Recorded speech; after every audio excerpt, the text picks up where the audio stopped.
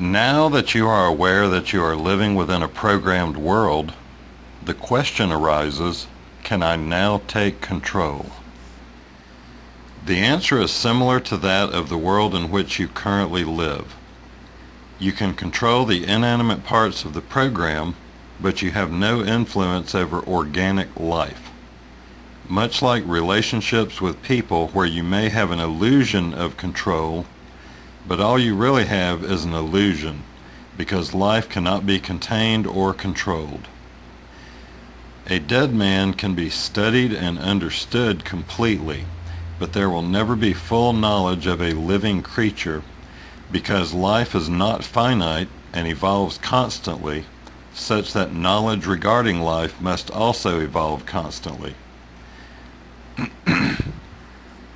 Scientists who have predicted the Big Bang talk as if they possess full knowledge. These people are deluding themselves into thinking that they possess any more knowledge than the religious people who operate on faith with no facts. If you are not present to witness an event, then everything that you think that you know about that event is merely an idea or concept.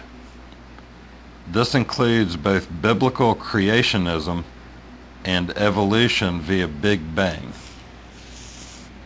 Words on a page. As a matter of fact, it would appear based on studies regarding eyewitness testimony that one's perception of something that was in fact witnessed live has the possibility of being skewed as well. Life cannot and will not be understood, and almost everything is alive, and thus cannot be understood or contained. This is why life is sacred, because once it begins, there is no ending. There may be an ending of the physical body, but what was created as life in the beginning remains life regardless of the iterations of evolution. Death of the body is merely an iteration of evolution. We as people have latched onto death as something to fear because it represents the end of life. But is the end of Tuesday something to fear because it will change into Wednesday? Of course not. We enjoy Tuesday and look forward to what Wednesday will bring. The body is a finite vessel which has been filled with infinite life.